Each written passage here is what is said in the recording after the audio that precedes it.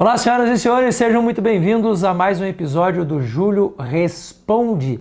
É sempre um prazer estar aqui com vocês e, é claro, se você que já contribuiu com a sua pergunta ou que já teve também aí um benefício com uma resposta que eu trouxe aqui para você, então se inscreve, já aproveita, faz a tua inscrição aqui no canal e, é claro, se você achar interessante, curte e compartilha com outras pessoas. Vamos a mais uma série de perguntas muito interessantes. Vamos lá. Primeira pergunta. Doutor Júlio, a pimenta faz mal para quem tem gordura no fígado? Moçada, quando a gente fala de pimenta, a gente pensa que pimenta é uma coisa no singular, mas existem milhares de pimentas.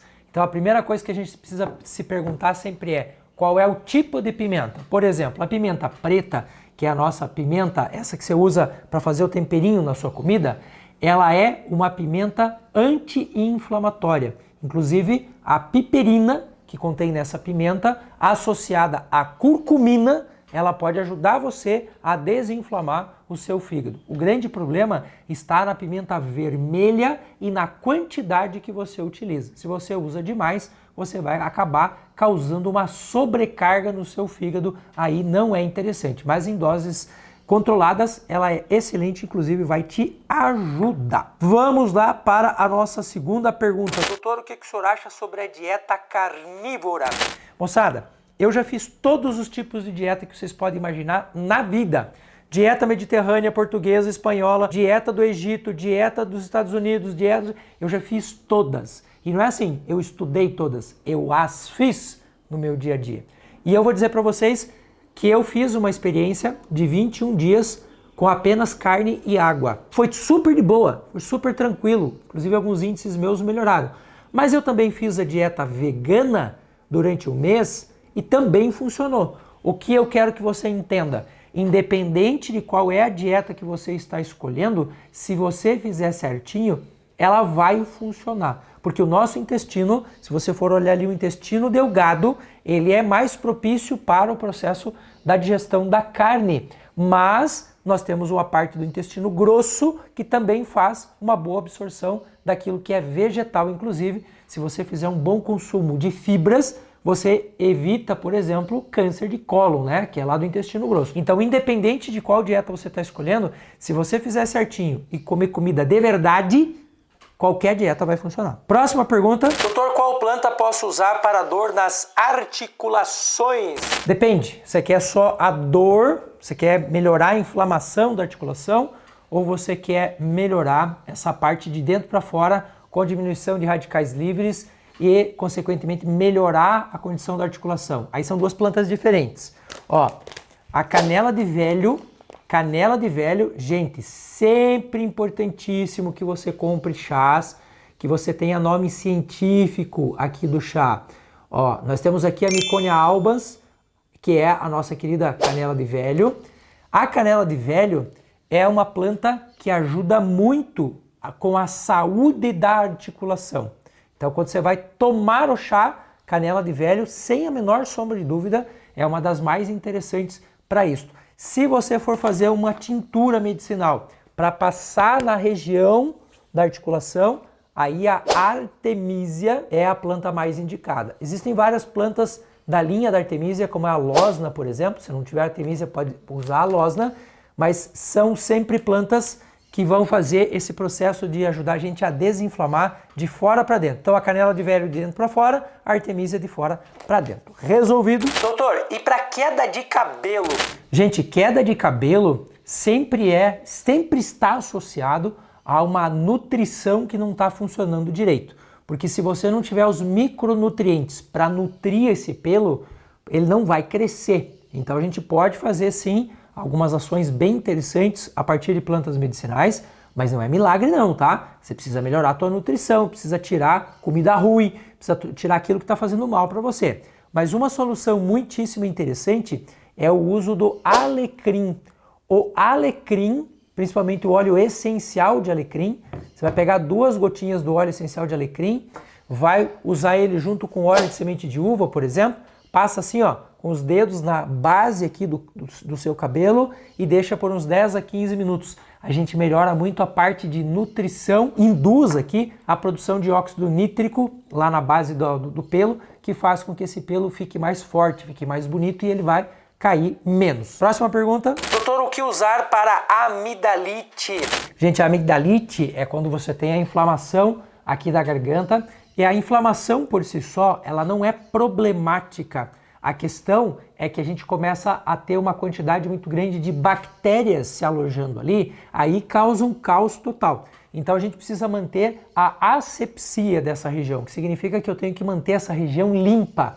E olha só, uma opção muitíssimo interessante é o chá do louro. Você pode pegar o louro e o orégano, cozinhar os dois, né, uma colher de orégano para 5 folhas de louro, faz um chá, deixa ele cozinhando uns 5 minutos, ali uns 500 ml de água e faz gargarejo 3 vezes por dia, que você vai manter essa região muito mais limpa. Uma parte desse chá você pode tomar também, só não toma tudo porque ele vai ficar muito forte. Se você quiser fazer para tomar, aí você faz uma quantidade menor. Bora lá, mais uma pergunta? Doutor, o boldo ajuda a sarar o fígado depois de uma ressaca? Ele ajuda a retirar a gordura? São duas coisas bem diferentes, com ações bem diferentes lá no seu fígado. E uma coisa interessante que a gente tem que pensar sobre o boldo, moçada, é assim, ó. Você já deve ter ouvido falar do boldo chileno. Vou abrir aqui o pacote para mostrar para vocês.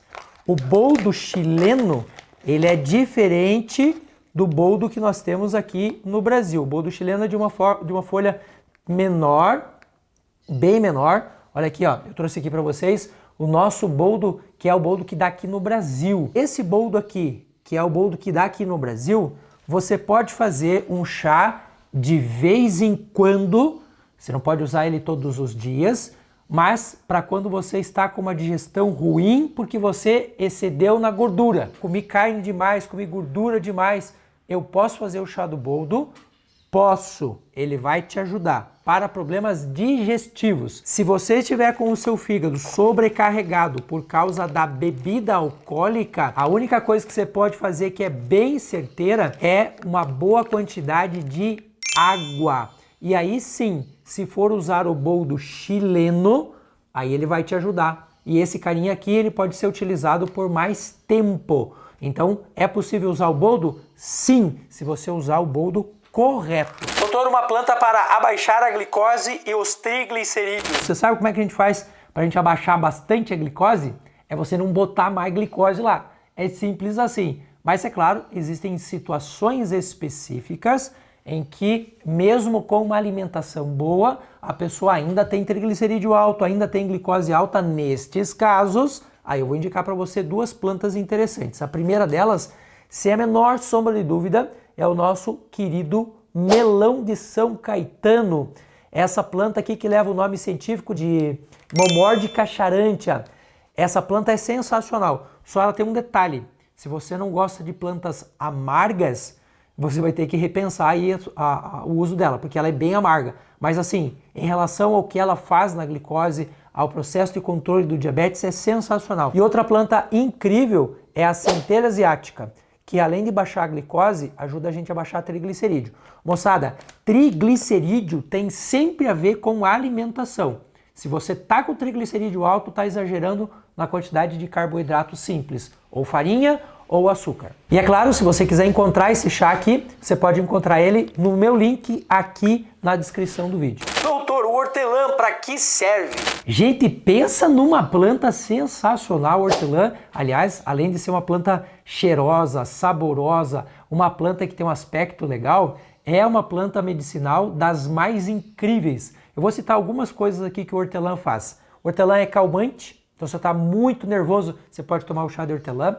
É a principal planta que a gente utiliza hoje para controle de gases no nosso intestino, e eu mesmo tenho um artigo científico publicado sobre o hortelã para a homeostase intestinal. Doutor do céu, o que é homeostase intestinal? Equilíbrio. Então a galera que tem, por exemplo, doenças intestinais, né? Doença de Crohn, doença de diverticulite, a retrocolite ulcerativa, todas elas, o hortelã tem uma aplicação muito interessante. Na diarreia, ela é excelente também, só a gente tem que tomar cuidado com um detalhe. Pessoas que têm intestino lento, não podem usar hortelã, porque como ela diminui a contração lá do nosso intestino, como você já tem ali a constipação por causa desse movimento reduzido do intestino, vai acabar acontecendo de você piorar esta situação com o uso do hortelã. Aí tem outras opções para isso, como o funcho ou como a erva doce. Doutor, chás para o emagrecimento funcionam? Contribui? Complementa? É bastante pergunta numa só, né?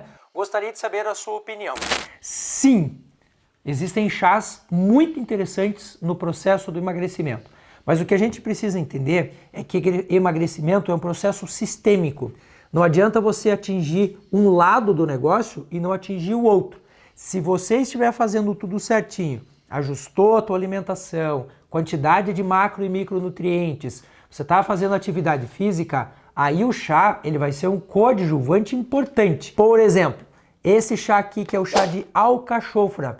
O chá de alcachofra ele vai fazer com que o seu fígado libere mais bile. A bile é uma enzima, um conjunto de enzimas que vão ajudar a gente a degradar a gordura, por exemplo. Então, a alcachofra é um chá que a gente toma geralmente depois das nossas refeições. Você pode fazer o conjunto de outros chás tomando eles antes ou no intervalo das refeições. O chá de centelha asiática, por exemplo, ele é conhecidíssimo por ser um coadjuvante interessantíssimo no processo de emagrecimento. Então esse é o cara que você vai tomar lá por 10 horas da manhã, lá por 4 horas da tarde, ele vai melhorar a tua energia e ainda vai ajudar no processo de emagrecimento. A mesma coisa acontece com a erva doce e a turma aqui da mesma família da erva doce, como é o caso do funcho.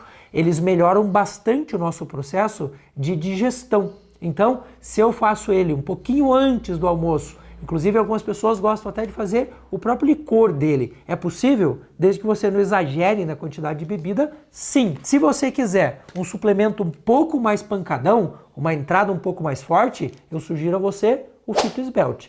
Por quê? Porque aqui ele já tem na composição tudo que a gente precisa para fazer uma amplificação desses sistemas naturais do corpo que vão ajudar a gente no emagrecimento. Por exemplo, aqui tem a espirulina, aqui tem a laranja moro, aqui tem o triptofano, aqui tem o café verde. Todos eles vão ajudar a gente a melhorar esse processo. Geralmente 2 cápsulas antes do almoço e 2 antes do jantar, dependendo da sua condição ou da indicação aí de um profissional da área de saúde. E tanto o Phyto Sbelt quanto os chás você encontra aqui na descrição do vídeo. Para que serve a raiz de urtiga? Raiz de urtiga. Gente, existem várias plantas no Brasil que são chamadas de urtiga. E eu sempre vou repetir a mesma coisa e vou bater nessa tecla até o dia da minha ida para o outro lugar, se existir. A gente sempre tem que olhar o nome científico das plantas, porque é pelo nome científico que a gente sabe quais foram os estudos que foram feitos lá. No caso da urtiga, o que nós usamos é o urtigão, chamada de urtiga dioica. Uma das coisas que a urtiga dioica faz é melhorar o fluxo urinário. Então ele já ajuda a gente nesse sentido. Então a pessoa que tem lá uma hiperplasia prostática, uma pessoa que tem uma infecção de bexiga, uma infecção urinária, ele vai ser um coadjuvante muito interessante. Lembrando que sempre assim, as plantas medicinais, elas são para a prevenção em primeiro lugar e para coadjuvantes com tratamentos que são os chamados tratamentos crônicos. Se a pessoa está com uma doença aguda, o que significa isso, doutor? Se eu estou com muita dor, eu estou inflamado, eu estou com um problema grave, é hospital, é procurar ajuda médica. Por quê? Porque ali tem que ser medicação. A planta medicinal, nesses casos, é um coadjuvante, perfeito? Agora, a pessoa tem uma hiperplasia prostática. É um negócio que não vai sair com o tratamento. Essa pessoa vai ter que fazer isso durante anos. Urtiga dioica é uma excelente opção para isso. Pessoas que estão com queda de cabelo. Muitas vezes a queda de cabelo se dá pelo aumento da produção de uma substância chamada dihidrotestosterona, a famosa DHT. O que acontece quando você usa a urtiga dioica? Ela diminui o processo da aromatase. O que é isso, doutor? Ela para de produzir tanto DHT. E aí, é claro, você vai ter diminuição da queda de cabelo. A urtiga dioica, você encontra ela aqui no meu perfil, se você for aqui na descrição do vídeo. E para finalizar o vídeo, pergunta da Simone. Boa tarde, doutor. Melhor chá para dormir bem? Gente, o sono é um sistema bem complexo. São vários neurotransmissores e hormônios que estão ali trabalhando juntos para que você possa dormir bem. Então, antes da gente pensar no chá, a gente tem que pensar em diminuir a quantidade de telas, em diminuir a agitação, em não tomar banho muito quente perto do horário do sono, para que você não cause confusão lá no seu cérebro sobre o que está acontecendo, porque a noite, em tese, é para estar esfriando e não para estar esquentando. E aí sim, a gente vai usar um combo de chás, que é um combo muito bom e um combo muito forte. Os 3 melhores, sem sombra de dúvida, são esses caras aqui, ó. O que a gente tem aqui? Nós temos o mulungu. O mulungu já é usado pelos indígenas brasileiros há muito tempo para acalmar e para melhorar a questão do sono. Então o mulungu, como ele é uma parte fibrosa da planta, a gente precisa fazer ele por decocção. O que significa isso, doutor? Precisa cozinhar, ó, tá vendo? É uma parte fibrosa da planta. É um chá super tranquilo, não tem gosto forte, pode ser usado bem de boa. O segundo que nós temos aqui é a Valeriana officinalis. Esta danadinha aqui é um porrete para o sono, só que ela tem um inconveniente, um cheiro um pouco mais característico. Algumas pessoas vão dizer que ela tem cheiro de chulé, então não é todo mundo que se adapta ao cheiro da valeriana, mas ela é excelente para o sono, porque ela mexe lá no sistema GABAérgico. Nossa, doutor, você fica complicando as coisas. O GABA é um neurotransmissor que faz a gente ir entrando no estado de sono. Então ele é um excelente indutor do sono. E por último, e não menos importante, nós temos aqui a nossa Melissa officinalis. Lembrando sempre de olhar o nome científico das plantas, porque existem várias plantas que têm o nome de melissa. Inclusive uma flor muito bonita. Mas a flor da melissa é tóxica. Essa daqui é parecida com o pé do hortelã. Inclusive, eles são da mesma família. Se você olhar os dois assim, é até difícil de você dizer quem é a melissa, quem é a hortelã. A gente sabe quando a gente espreme a folha, porque o hortelã tem cheiro daquela balinha de hortelã, característica que a gente usava lá na infância.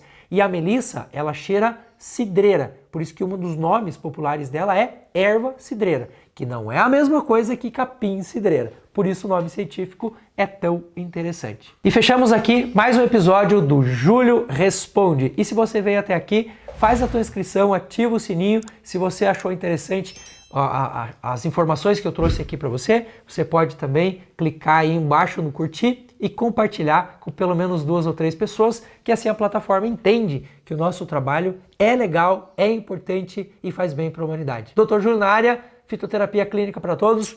Super beijo no coração, fui, tchau.